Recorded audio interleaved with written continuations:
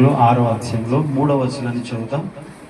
గడిచిన దినాల్లో మనము నమ్మకత్వము గురించి నేర్చుకుంటూ మరి ఒక ఇస్సాకు అనే ఒక భక్తుడు, అబ్రహాము కుమారుడైన ఇస్సాకు జీవితంలో మరి దేవుడి కార్యాలు ఎలాగో చేశాడో, ఇస్సాకు దేవుని ఎలాగో జీవించాడో ఇవన్నీ మనం చూస్తూ వచ్చాం. ప్రాముఖ్యంగా లాస్ట్ వారంలో ఇస్సాకు జీవితంలో 7 విషయాలు నేర్చుకున్నాం. ఈ 7 విషయాల తర్వాత ఇస్సాకు జీవితంలో దేవుడు చేసిన కార్యాలను మనం చూస్తాం. అయితే దేవుని వైపు నుంచి దేవుడు చేసేది దేవుడు చేస్తాడు, కానీ ఒక దేవుని బిడ్డగా మన వైపు నుంచి మనం ఏం చేయాలి, మనము ఏం చేయాలి, అది మనం చాలా ప్రాముఖ్యం నేర్చుకోవాలి. చాలాసార్లు ఏం చేస్తామంటే మన వైపు నుంచి మన బాధ్యతలను మనం విస్మరిస్తూ కేవలం దేవుని వైపు నుంచి మాత్రం ఎక్స్పెక్ట్ చేస్తాం. కానీ ఇస్సాకు జీవితంలో అలా లేదు.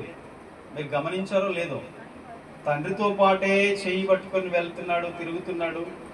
ఇస్సాకునే బలి ఇవ్వబోతున్నాడు అన్న విషయం తెలిసినా కూడా ఇస్సాకు జీవితంలో విధేయత, ఆ విశ్వాసము, దేవునికి అప్పగించుకునే మనస్తత్వం చిన్న వయసు నుంచి చూస్తాం. అంటే ఒక విశ్వాసిగా మన వైపు నుంచి మనము చేయాల్సిన దానికి మనం ఎప్పుడు అగ్రి ఉండాలి, మనం ఎప్పుడు దేవునికి విధేయులమై ఉండాలి, ఎప్పుడు దేవునికి మనం అప్పగించుకుని సమర్పించుకునే వారిగా మనం ఉండాలి. ఒక విశ్వాస జీవితంలో అది ఆర్ యు రెడీ అంటే ఓ ఎస్ అన్నట్టుగా ఉండాలి. మనం సిద్ధమే, ప్రార్థన నేను సిద్ధమే, ఉపవాసం నేను సిద్ధమే, దేవుని సన్నిధిలో నేను ఏదైనా ముందుకు వెళ్ళడానికి నేను సిద్ధంగా ఉన్నాను అన్నప్పుడు దేవుని వైపు నుంచి దేవుడు ఏ పని చేయకుండా ఉండలేడు. కానీ ఇందు మూలముగా నీవు దేవునికి భయపడుచున్నవాడు అని తెలిసింది అంటాడు. అబ్రహాంకి ఒక మాట దేవుడు చెప్పాడు, కుమారుని బలి ఇవ్వండి, సరే అన్నాడు, వెళ్తున్నాడు. చివరికి బలిపీఠం కట్టి కుమారుని పైన పడుకోబెట్టి కత్తి పైకి ఎత్తినప్పుడు, అబ్రహామా ఆగు, ఇందు మూలమున నీవు దేవునికి భయపడుచు వాడవని తెలిసింది. ఆదికాండం 22:12. ఇందు మూలమున దేవుడు ఏది చెప్పాడో దాన్ని చేయడానికి ఒక విశ్వాసి సిద్ధపడినప్పుడు దేవుడు అప్పుడు అంటాడు, ఇగో ఇందు మూలమున నీవు నాకు భయపడేవాడవని తెలిసింది. అంటే క్రియల ద్వారా మనము నీతిమంతులం అవుతాం. క్రియల ద్వారా మనము మన భక్తిని దేవుని ఎదుట దేవుని ఎంత ప్రేమిస్తున్నామో నిరూపించుకోగలం. క్రియలు లేకుండా కేవలం మనము మాటల ద్వారా మాత్రమే ఏమీ నిరూపించుకోలేం. అలాగూ మనం నేర్చుకుంటూ వచ్చాం. అలాగూ నమ్మకంగా బ్రతికిన వారి జీవితాలు తరతరాలకు ఆశీర్వాదకరంగా మారాయి. అబ్రహాం కావచ్చు, తన కుమారుడైన ఇస్సాకు కావచ్చు, అతని కుమారుడైన యాకోబు కావచ్చు, ఇశ్రాయేలు కావచ్చు, ఆ తర్వాత ఎంతో మంది భక్తుల జీవితాలు చూస్తాం. వారి జీవితాలు ఎందుకు అంతగా దీవెనకరంగా మారాయంటే సామెతలు 28:20లో నమ్మకమైన వారికి దీవెనలు మెండుగా ఎప్పుడు ఉంటాయి, మెండుగా ఉంటాయి, దండిగా ఉంటాయి, దేవుని హస్తం తోడుగా ఉంటుంది. ఆ నమ్మకత్వం అనేది దేవుళ్ళు మనం కలిగి ఉండాలి. ఇప్పుడు కొత్త నిబంధనలోని అపొస్తలుల కార్యములు, సంఘ చరిత్ర మనం ధ్యానిస్తున్నప్పుడు సంఘములో ఒక 7 విశ్వాసుల గురించి మనం నేర్చుకుంటున్నాం. వారిలో ఒకడే స్టెఫను. నెక్స్ట్ ఫిలిప్ గురించి కూడా మనం నేర్చుకుంటాం. ఈ స్టెఫను గురించి ఒక 5 విషయాలు అవి ముందు వారంలో మనం నేర్చుకోబోతున్నాం. స్టెఫను కృపతోను, విశ్వాసముతోను, పరిశుద్ధాత్మతోను, జ్ఞానముతోను, మంచి పేరుతోను నిండుకున్నవాడు. అంటే ఇవి లక్షణాలు 5 ఉన్నాయి ఆయనలో. ఓకేనా? ఇప్పుడు 7 ఏర్పరచుకున్నారు. 7 ఏర్పరచుకొని 7 దేని కొరకు ఏర్పరచుకొని నియమించారంటే, మనకు తెలుసు, గతంలో మనం ధ్యానించాం మొదటి 2 వచనాలు 6వ అధ్యాయంలో. సంఘమంతా కలిసి భోజనాలు చేస్తున్నప్పుడు వారికి కొంచెం మనస్పర్ధతలు వచ్చాయి. గ్రీకు దేశస్తులంట హెబ్రీల మీద సనిగారు. ఎందుకు? విధవరాళ్ళని చిన్న చూపు చూశారు, వారు తక్కువ వారని తక్కువ చూపు చూశారు. మేము తర్వాత మేము ముందు తినాలి, తర్వాత మీరు తినాలి అనే విధానంలో కొన్ని భేదాభిప్రాయాలు వచ్చాయి. కేవలం భోజనం దగ్గర మాత్రమే వచ్చాయి. ఎక్కడొచ్చాయి చెప్పండి? భోజనం దగ్గర వచ్చాయి. దీనిని పరిష్కరించడానికి ఇక అపొస్తలులు అయితేనే సరైన సమన్యాయం చేస్తారు, దైవ సేవకులు అయితేనే మాకు న్యాయం చేస్తారని చెప్పేసి వీళ్ళు పోయి అక్కడ ఫిర్యాదు చేశారు. గ్రీసు దేశస్తులు అంటే కొంతమంది గ్రీసు దేశం నుంచి వచ్చిన వారు, అంటే యూదులే కానీ ఆయా దేశాల్లో నివసించిన వారు. ముఖ్యంగా చెప్పాలంటే వారు గ్రీకు భాష మాట్లాడేవారు. భాషలో భేదం చూపించి ఆ తర్వాత భోజనాల దగ్గర కూడా భేదం చూపించారు. అంటే మేము హెబ్రీ భాష మాట్లాడతాం కనుక మేము ఎక్కువ, మీరు గ్రీకు భాష మాట్లాడతారు కాబట్టి గ్రీకు భాష మా భాష కంటే తక్కువ కాబట్టి మీరు తక్కువ. అంటే భాషను బట్టి, ప్రాంతాన్ని బట్టి, రంగును బట్టి, జాతిని, కులాన్ని బట్టి, ఆస్తిని బట్టి ఎప్పుడు కూడా క్రీస్తు సంఘములో భేదాభిప్రాయాలు చూపకూడదు ఆయన ఏ కులం వారి కొరకు చనిపోయాడు చెప్పండి? యేసు ప్రభు వారు ఏ భాష మాట్లాడే వారి కొరకు ప్రాణం పెట్టాడు కదా?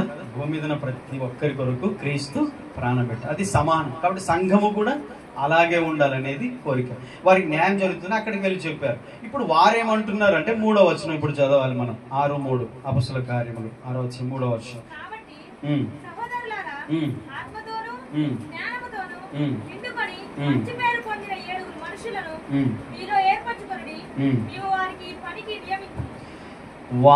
మేము వారిని ఈ పనికి నియమింతుము. ఈ పని అంటే భోజనాల వద్ద, బల్ల యొద్ద పరిచర్య చేయడం, వడ్డించడానికి, అందరికీ సమానంగా చూడాలి, అందరికీ సమన్యాయం చేయాలి. కాబట్టి ఇక వారిని నియమిస్తాం. అంటే మేము పెట్టకూడదు, మాకు ప్రార్థన యందు వాక్యమందు మేము ఉండాలి. మాకు అప్పగించబడిన అపొస్తలులు అంటారు, మాకు అప్పగించబడిన పని మేము చేయాలి, దాన్ని మేము విస్మరించకూడదు. మరి ఇది చేయాలంటే ఎవరు చేస్తారు అంటే, ఎవరు పడితే వారు చేయమంటే ఎవరో ఒకరు వచ్చి ఒకసారి వండుతారు, ఒకరు వచ్చి ఒకసారి వడ్డిస్తారు, ఇంకొకరు వచ్చి ఇంకొకసారి చేస్తూ ఉంటారు. ఏమైనా బాగుంటుందా? కాదు. ప్రత్యేకించబడిన వారు కావాలి దాని కొరకు. అయితే వారిలో కొన్ని క్వాలిటీస్ చెప్పాడు. ఇక్కడ 3 విషయాలు ఉన్నాయి. ఏంటంటే ఆత్మతోనూ జ్ఞానముతోనూ, 3వది మంచి పేరు పొందిన 7 కావాలి. ఈ 7కి ఏమి ఉండాలమ్మా? ఆత్మతో నిండిన వారే ఉండాలి, అంటే పరిశుద్ధాత్మను పొందుకున్న వారే ఉండాలి. 2వది మంచి జ్ఞానం, పైనుండి వచ్చిన జ్ఞానం, దేవుని జ్ఞానం, దైవ జ్ఞానం కలిగిన వారే ఉండాలి. 3వది మంచి సాక్ష్యం, మంచి పేరు ఉండాలి వారికి, మంచి పేరు పొందిన వారే ఉండాలి. విశ్వాసులే వీళ్ళు. 7 విశ్వాసులే, ఆ సంఘంలో విశ్వాసులే, అపొస్తలులు కాదు, వాళ్ళు విశ్వాసులే. కానీ ఆ విశ్వాసుల్లో ఈ 3 లక్షణాలు ఉండాలనేది కోరుకో. ఆ 3 లక్షణాలు ఉన్న వారిని మీలో ఏర్పరచుకోండి, మేము వారిని ఈ పనికి నియమిస్తాము. ఆమేన్, హల్లెలూయా.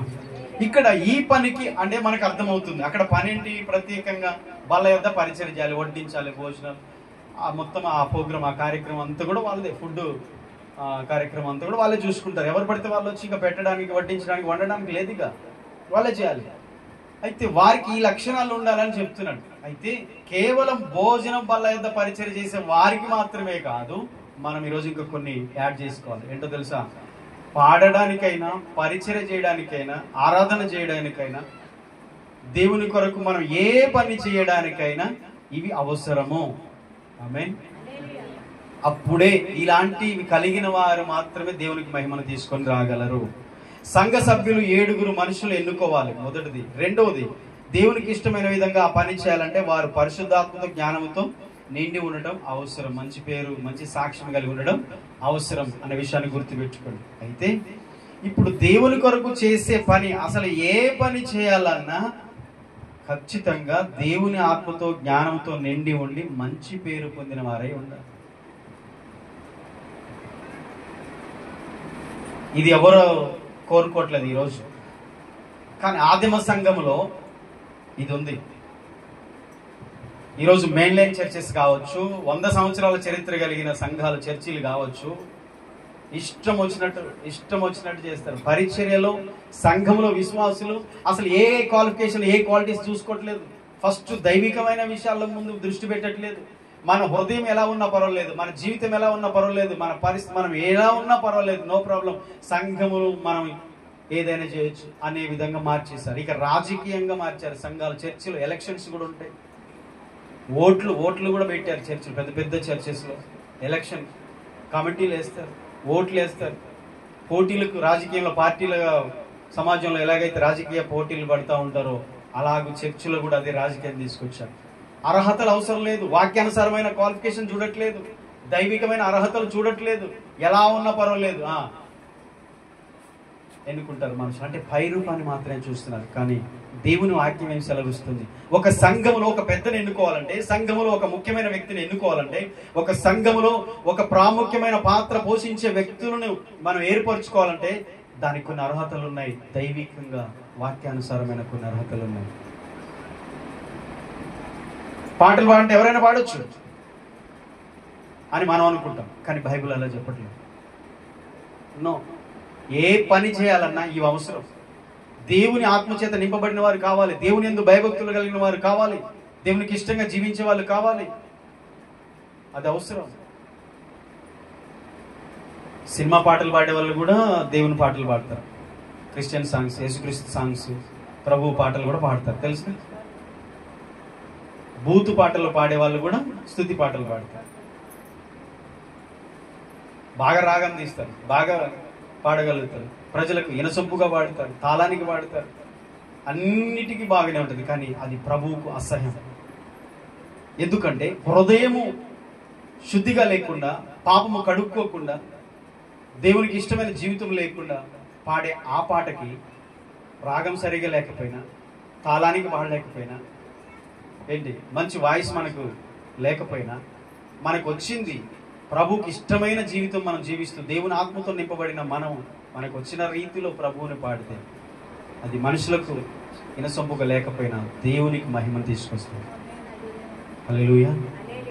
కాబట్టి ఎవరు పడితే వాళ్ళు కొన్ని కొన్ని చర్చెస్లో చూస్తే చాలా నవ్వుకోవచ్చు, కొన్నిసార్లు ఏడవచ్చు అనమాట.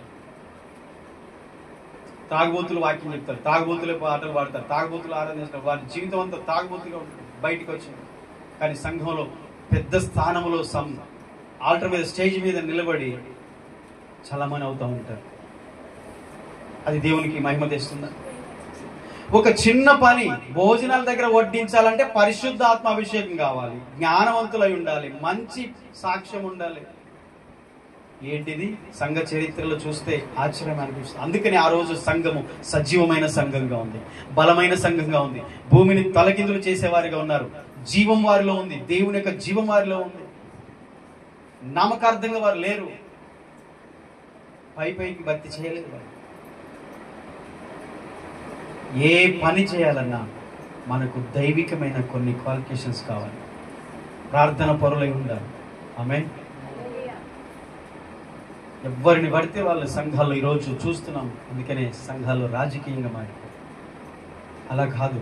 ఈరోజు సంఘం మనం కొద్ది మందే ఉండొచ్చు, 20 మందే ఉండొచ్చు, 30 మందే ఉండొచ్చు, 10 మందే ఉండొచ్చు. కానీ సంఘములో ప్రతి బిడ్డ ప్రార్థన చేయాలన్నా, పరిచర్య చేయాలన్నా, పాటలు పాడాలన్నా, ఆరాధన చేయాలన్నా, ఏది చేయాలన్నా ఖచ్చితంగా దైవికమైన మార్గంలో నడిచేవారై ఈ అర్హతలు కలిగిన వారిగా ఉండడానికి మనము ఇష్టపడాలి, కోరుకోవాలి. అప్పుడు అది ప్రభావవంతంగా ఉంటుంది, శక్తివంతంగా ఉంటుంది, ఇతరులను ప్రభావితం చేయగలుగుతాం, దేవుని ఆత్మ సంచారం జరుగుతుంది, దేవుని కార్యాలు జరుగుతాయి. సేమ్ టైం ఇదే కుటుంబంలో కూడా వర్తిస్తుంది. అర్థమైందా? భక్తి చర్చిలోనేనా, ఇంట్లో కూడా చెప్పాలి? చర్చి వరకేనా, ఇంట్లో కూడానా? అది ఇదే ఇంట్లో కూడా మనం అదే విధానంలో ఉండేవారమై, దైవికమైన విలువలతో కూడిన వారమై మనం ఉంటే ఆ క్రమశిక్షణ ఖచ్చితంగా దేవుని యొక్క ఆ ప్రభావం కుటుంబంలో పడుతుంది. ఇంట్లో ప్రార్థించేవారై ఉండాలి, వాక్యం చదివేవారై ఉండాలి, ప్రతిదినం ఇంట్లో పాటలు పాడేవారై, స్తుతించేవారై ఉండాలి. మన కుటుంబంలో ఉన్న ఆ ప్రభావము తర్వాత మనకు అర్థమైపోతుంది. మన జీవితంలో ఇవి మనం కలిగి ఉండాలి. నేనేం చేయాలన్నా దైవికంగా ఇప్పుడు చాలా మంది ఏం చేస్తారంటే మనసుతో మనసుతోనే నడుస్తారు, దేవుని ఆత్మతో నడవరు. పాడేది మనసుతో పాడతారు, ఆత్మతో పాడరు. మనసుతో ఆరాధన చేస్తారు, ఆత్మతో చేయరు. మన మనసుతోనే అన్ని పనులు చేస్తున్నాం, కానీ ఆత్మతో నింపబడి చేయడం చాలా అవసరం. ఒక 2-3 రిఫరెన్స్ చెప్పి నేను ముగిస్తాను. మనం ఈ 3వ వచనం నుంచి నేర్చుకుంటున్నాం ఏంటంటే, ఈ పని కొరకు వారిని నియమింతుము అన్నారు. ఆ పని ఏంటో మనకు తెలుసు, దానికి అర్హతలు చెప్పారు. వీరిని, ఇలాంటి వారిని మీరు ఏర్పరచుకోండి, వారినే ఈ పనికి నియమిస్తాం అంటే దేవుడు అదే కోరుకుంటున్నాడు. కాబట్టి అపోస్తలులు పరిశుద్ధాత్మ ద్వారా అదే పలికారు. లోకానుసారమైన మైండ్ సెట్ తో మనము ఉండి దేవుని పని చేస్తానంటే కుదరదు. ప్రకృతి సంబంధమైన మనస్తత్వంతో ఉండి ఆత్మ సంబంధమైన దేవుని, మహోన్నతుడైన దేవుని పని చేస్తామంటే కుదరదు. మనం ఆత్మ సంబంధులుగా మారాలి, వాక్యానుసారంగా జీవించే వారిగా మారాలి, దేవునికి భయపడేవారిగా మనం మారాలి. అప్పుడు మన జీవితము ఇతరులకు దీవెనకరంగా ఉంటుంది, ఇతరులకు ఆశీర్వాదకరంగా ఉంటుంది. అది చాలా ఆశీర్వాదం మనకి. నో ప్రాబ్లం, ఏమీ లేకపోయినా చేయొచ్చు. నేను ఇంతకుముందు చెప్పాను కదా, సినిమా సింగర్లు కూడా పాటలు పాడతారు. అది గొప్పేం కాదు. మనం పరిచయం చేయడం, ఏ పని అని చేయొచ్చు, ఇష్టం వచ్చినట్టు మనం ఎట్లా బ్రతికినా దేవుని సేవ చేయొచ్చు. కానీ అది దేవునికి మహిమ రాదు. దేవునికి మహిమ రానే రాదు. ఒక 2-3 విషయాలు. ఎఫెసీ 5:18 ఒకరు తీయండి. యాకోబు 1:5 ఒకరు తీయండి. అపోస్తల కార్యం 16:1 ఒకరు తీయండి. ఫస్ట్ది ఎఫెసీ 5:18 ఒకరు, యాకోబు పత్రిక 1:5 ఒకరు, అపోస్తల కార్యములు 16వ అధ్యాయం 1వ వచనం ఒకరు. ఫస్ట్ ఎఫెసీ 5:18 చదువుదాం.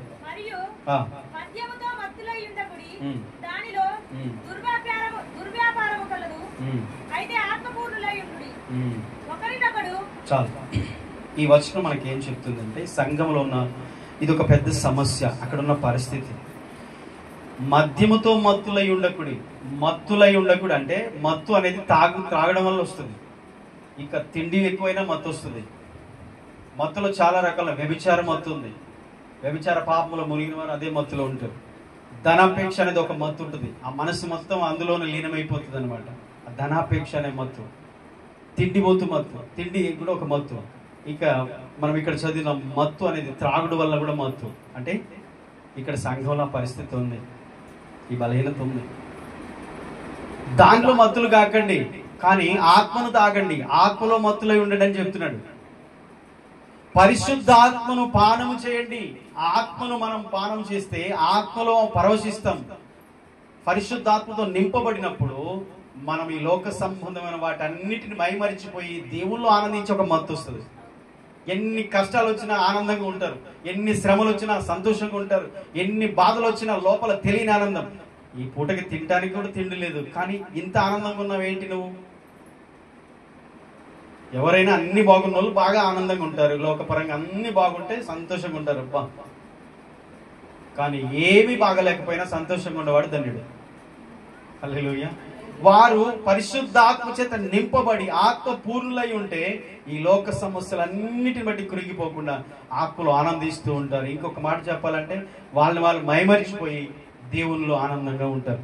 ఇప్పుడు తాగబోతున్న ఫుల్గా తాగిన తర్వాత ఇంకా ఏముండదు, ఏమి అర్థం కాదు, ఏది పట్టించుకోవాలంటే వారి ఆనందం వారిదే. చూస్తాం సమాజంలో ఎలాంటిది. మరి మత్తు అనేది ఒక రకంగా మనల్ని మనం మైమరిచిపోయేటట్టు చేస్తుంది. మనల్ని మనము ఏం చేస్తున్నామో తెలియకుండా ఆనందించేటట్టు చేస్తుంది. సేమ్ టైం సాతాను దీన్ని కూడా ఒక ఆయుధంగా వాడుకొని వాళ్ళు చంపే ప్రయత్నం కూడా చేస్తారు. చాలామంది తాగి కూడా చచ్చిపోయారు. తాగినప్పుడే ఎక్కువ హాని చేసుకుంటారు, తాగినప్పుడే కుటుంబాలను నాశనం చేసుకుంటారు. బాగా తాగే వారి ఆరోగ్యాలు పాడు చేసుకొని నశించిపోతారు. సాతాను దీన్ని కూడా వాడుకుంటాడు.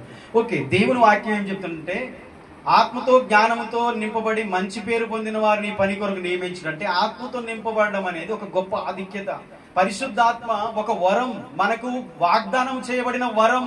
ప్రతి ఒక్కరు అడగండి. లూకా 11:13 యేసు ప్రభు చెప్పారు, అడగండి తండ్రిని, పరిశుద్ధాత్మ నిశ్చయంగా ఇస్తాడని చెప్పాడు. ఏమన్నా నిద్ర వస్తుందా? ఎంతమంది అడిగారు? మొదటి అధ్యాయం 2వ అధ్యాయం అపోస్తల కార్యాల నుంచి చెప్తున్నాను. పరిశుద్ధాత్మతో నింపబడాలి. దేవుని అడగండి, ఆయన ఇస్తాడు. అడిగేవారు పొందుకుంటారు. పరిశుద్ధాత్మను అడగండి, ఇస్తాడు. మీరు అన్ని అడుగుతున్నారుగా, దేవుని ఆత్మతో నింపమని అడగండి. మీరు చేసే ప్రార్థనలో ఫస్ట్ది ఇది అడగండి, పరిశుద్ధాత్మను నాకు ఇవ్వు దేవా అని అడగండి. ఆయన అన్ని పరిస్థితుల్లో మీలోకి వచ్చినప్పుడు మీలో ఉండి అన్ని పరిస్థితులు ఆయన మీతో ఉండి నడిపిస్తారు. ఆత్మపూర్ణులై ఉండండి. ఇది ఒక అపోస్తలులకు చెప్పారా? ప్రతి విశ్వాసికి చెప్పబడిన మాట ఇది. ప్రతి విశ్వాసి దేవుని ఆత్మచేత నింపబడే జీవించాలి. వాళ్ళ దగ్గర భోజనం చేసే వాళ్ళే కాదు ఆత్మతో నింపబడేది. ప్రతి ఒక్కరూ ఆ పరిశుద్ధాత్మతో నింపబడాలి.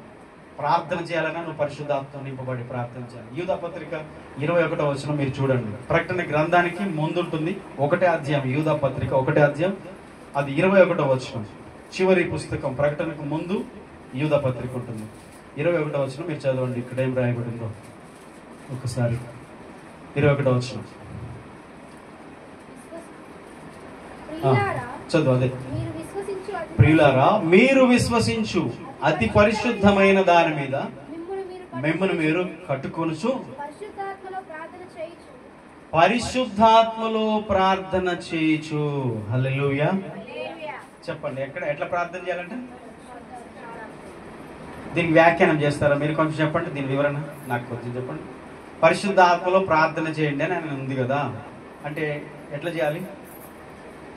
పోనీ మీకు ఎట్లా అర్థమైంది చెప్పండి అమ్మ. పరిశుద్ధాత్మలో ప్రార్థన చేయొచ్చు మెలకువకుండా అన్నాడు కదా. పరిశుద్ధాత్మలో ప్రార్థన చేయాలంటే ప్రతి విశ్వాసం ఎలా చేస్తారు? ఆయనను పొందుకోకుండా పరిశుద్ధాత్మను మనము కలిగి ఉండకుండా ఎలా చేస్తాము?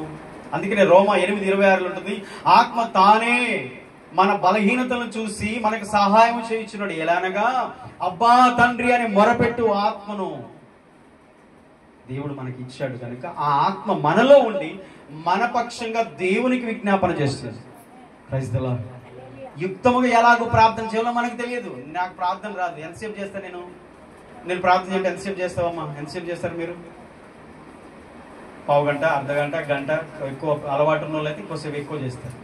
కానీ నిరంతరం ప్రార్థన చేయడం మనల్లో అవుతుందా? శరీరం అలసిపోతుంది. మనం ఏం చేస్తాం?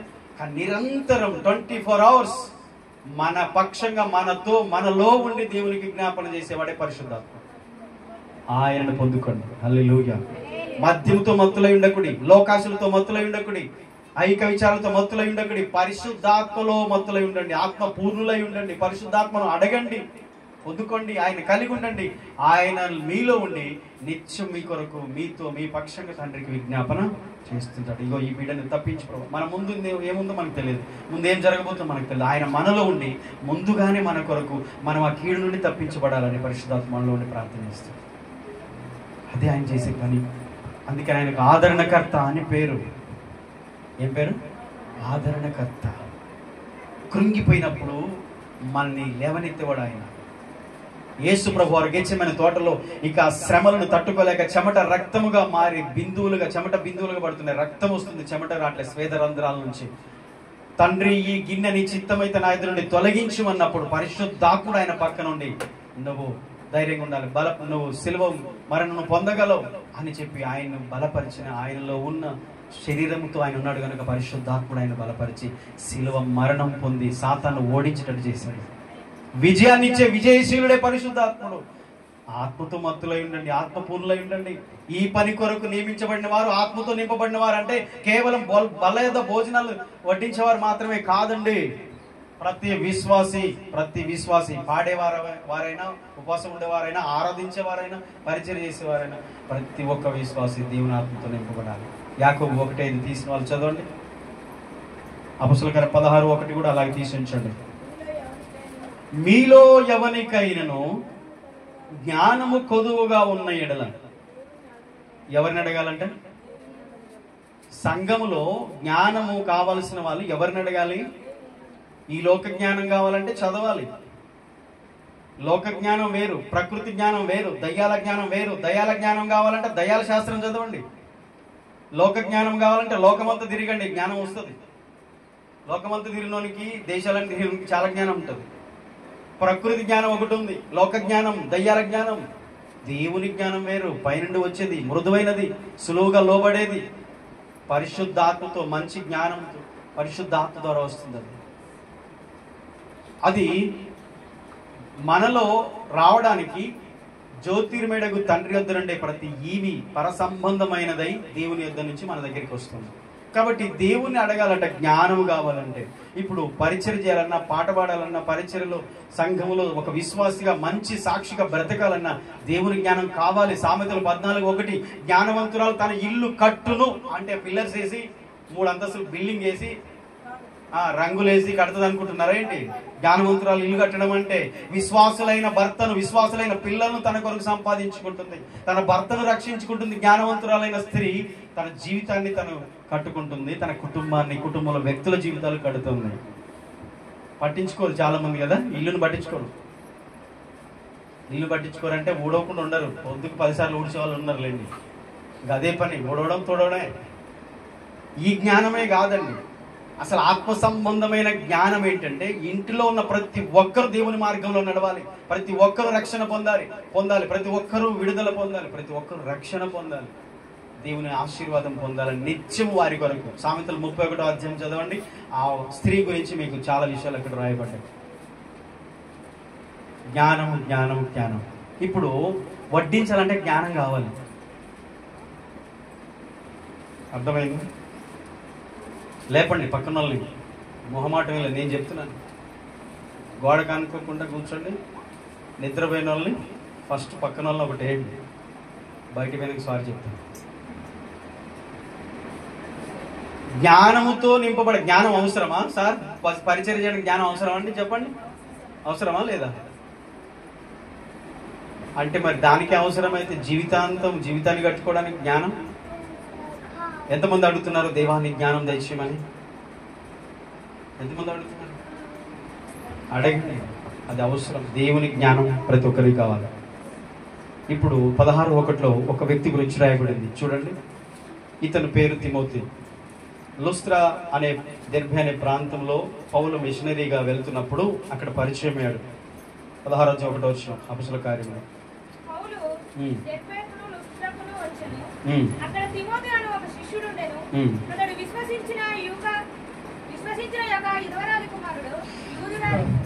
జాగ్రత్త, నిదానంగా చదువు.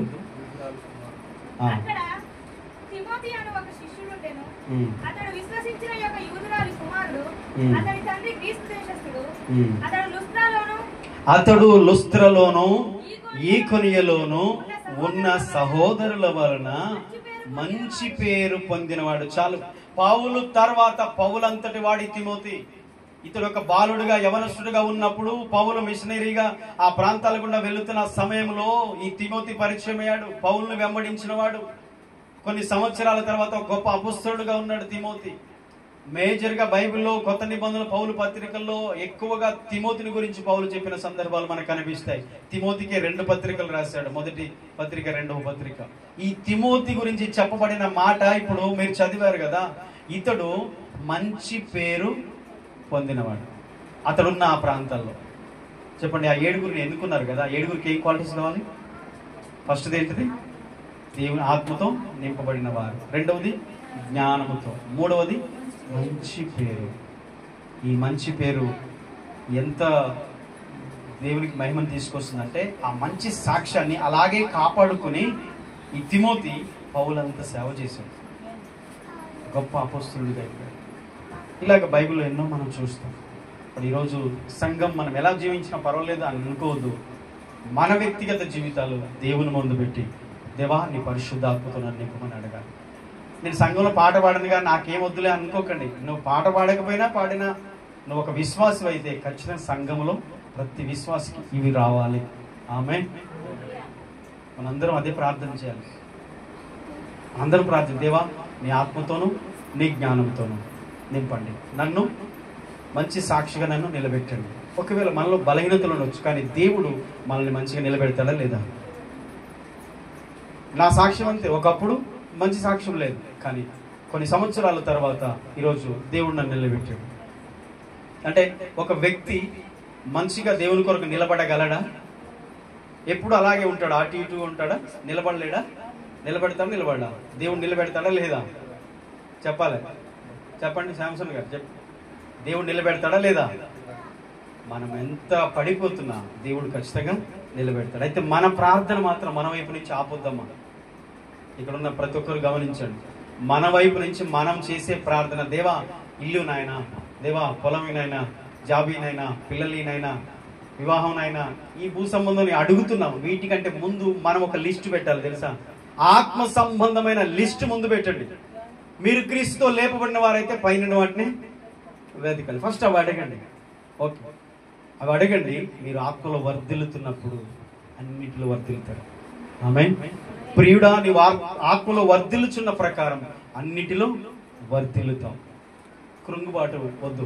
ఈ లోక సంబంధమైన వాటిని చూస్తూ, పరిస్థితులను చూస్తూ, ఆర్థిక ఇబ్బందులు చూస్తూ, ఒకవైపు సమస్యలు చూస్తూ, ఒకవైపు కుటుంబంలో మనుషులను చూస్తూ, ఇవన్నీ మనం చూసుకుంటూ ఇందులోనే మన మనస్సు నిమగ్నం అయిపోయి కృంగిపోవడం, నిరుత్సాహపడడం. దేవుడు ఏం చేయలేదు, నిరుత్సాహం. ఇన్ని సంవత్సరాలు ప్రార్థన చేస్తున్నాను, దేవుడు ఏం చేయలేదు, నిరుత్సాహం. చూడండి, నిరుత్సాహం అనేది సాతాను ఉపయోగించే బాణాల్లో చాలా పవర్ఫుల్ బాణం. అది సాతాను దగ్గర కొన్ని బాణాలు ఉంటాయి, అగ్ని బాణాలు ఉంటాయి. వాడు ఉపయోగించే వాటిలలో ఈ అగ్ని బాణము, సాతాను వేయించిన అగ్ని బాణాల్లో నిరుత్సాహం అనేది ఒకటి. అది చాలాసార్లు మన జీవితాన్ని తాకుతుంది, చాలాసార్లు కాదు, ప్రతిరోజు. విశ్వాసం అనే డాలు అడ్డం పెట్టాలి, వాక్యం అనే ఆత్మకు అడ్డం తీసుకోవాలి, నిరీక్షణ అనే శిరస్త్రానం ధరించాలి, నీతి అనే మైమరు ధరించాలి, సమాధానమైన జోడు ధరించాలి, సత్యం అనే దట్టిని మనం కట్టుకోవాలి. ఒక మంచి యుద్ధములో సైనికుల్లాగా ఆత్మ సంబంధమైన యుద్ధోపకరణములు, ఆయుధాలు మనం ధరించుకొని ప్రార్థనతో, విశ్వాసంతో, దేవుని సన్నిధిలో దేవుని ఆత్మ బలం పొందుకొని శక్తితో సాతాను వేసే బాణాలను మనం ఎప్పుడు ఆర్పేవారిగా ఉండాలి. అంతేగాని వాడు బాణమే కానీ అక్కడ పడిపోయి ఇంకా నేను చర్చికి రాను, దేవుడు నాకేం చేశాను. పసిపిల్లలు వీళ్ళంతా ఇంకా పాలే తాగుతున్నారు. పాలు తాగే పిల్లల్లాగా కాదు. 7గురిని సంఘంలో ఎన్నుకున్నారు. వాళ్ళు ఎలాంటి వారు తెలుసా? తర్వాత చూస్తే ఆ చరిత్ర అర్థమవుతుంది. మామూలు కాదు వాళ్ళు. కానీ సంఘంలో విశ్వాసులే. సంఘం అంతా ఇగో 7గురిని, మంచి పేరుంది, మంచి సాక్ష్యం ఉంది, వీరు జ్ఞానంతో ఆత్మతో నింపబడిన వారని సంఘం వీళ్ళని 7గురు చూపిస్తే అపొస్తలులు వారి మీద చేతులుంచి వారిని అభిషేకించి హస్త నిక్షేపణ చేసి ఆశీర్వదించి ఇక చేయండి, పరిచయం చేయండి, ఎన్ని వేల మంది వచ్చినా వండాలి, వడ్డించాలి, మీరు పెట్టండి అంటే పెడుతున్నారు, చేస్తున్నారు. దేవుని ఆత్మ వారిలో మండుతా ఉంది, హృదయాలు మండుతున్నాయి, శక్తితో నింపబడుతున్నారు, వరాలను దేవుడు ఇచ్చాడు. వారు ఆగలేకపోయారు. తర్వాత 8వ అధ్యాయం వచ్చేసరికి సంఘము హింసించబడి చెదిరిపోయారు. వీరంతా నలుమూలలు చెదిరిపోయి ఒక్కొక్కరు ఒక ప్రాంతానికి వెళ్ళి దేవుని నామములో అద్భుతాలు చేస్తున్నారు, స్వస్థతలు చేస్తున్నారు, దయ్యాలను వెళ్ళగొడుతున్నారు, భూమిని తలకిందులు చేసేవారుగా మార్చబడ్డారు, దేవునికి మహిమను తీసుకొస్తున్నారు, దేవుని రాజ్యాన్ని కడుతున్నారు. దేవుడు వారిని బలముగా వాడుకుంటున్నాడు. తన చేతిలో ఒక సాధనముగా, పాత్రగా దేవుడు తన మహిమ కొరకు వారిని వాడుకుంటూ వచ్చాడు. భోజనాలు వడ్డించేవాడు దేవుని మహిమ కొరకు వాడబడుతున్నాడు. నేను ఎందుకు పనికిరాని దాన్ని, పనికిరాని వాడిని అని ఎప్పుడు మీ జీవితాల గురించి మీరు బాధపడుతూ ఉండొద్దు. దయచేసి మళ్ళీ చెప్తున్నాను, యేసు పాదాల దగ్గర ప్రాధేయపడండి, ఆయన పాదాలు పట్టుకోండి. ఆయన ఎవరిని విడిచిపెట్టే దేవుడు కాదు. ఆయన నేల నుండి దరిద్రులను, పెంట కుప్ప నుండి దీనులను పైకెత్తి దేవుడు. ఆమేన్. నేల నుండి దరిద్రులను, పెంట కుప్ప నుండి దీనులను పైకెత్తి ఉన్నత స్థానంలో ఉంచే దేవుడు. ఆ దేవునికి మనం ఎంతగా లోబడుతున్నాం, ఎంత నమ్మకంగా ఉంటున్నాం, ఎంతగా దేవునికి ఇష్టంగా జీవిస్తున్నాం. మన వైపు చేయాల్సింది మనం చేసినప్పుడు అబ్రహాము, ఇస్సాకు, యాకోబులను దీవించిన దేవుడు ఇదిగో అపొస్తలులను ఆశీర్వదించి 7గురిని పరిచారకులను గొప్పగా వాడుకున్న ఆ దేవుడు మారలేదు. మార్పు లేని దేవుడు మనతోనే ఉన్నాడు. మనల్ని కూడా అలాగే దీవిస్తాడు. అందరూ కూడా దేవునికి మనల్ని మనం అప్పగించుకుందాం. తల వర్షం ప్రార్థన చేద్దాం. కళ్ళు మూసుకుందాం. చిన్న మాట ప్రార్థన. దయగల తండ్రి, పరిశుద్ధుడైన మా దేవ, మహోన్నతుడైన మా తండ్రి, కృపగలిగిన మా యేసయ్య, మీకు స్తోత్రాలు. మీ ఆత్మతో మేము నింపబడాలి, ఆత్మపూర్ణులుగా ఉండాలి, పరిశుద్ధాత్మలో ప్రార్థించే వారిగా ఉండాలి. మనసుతో పాడుతున్నాం కానీ ఆత్మతో పాడాలి.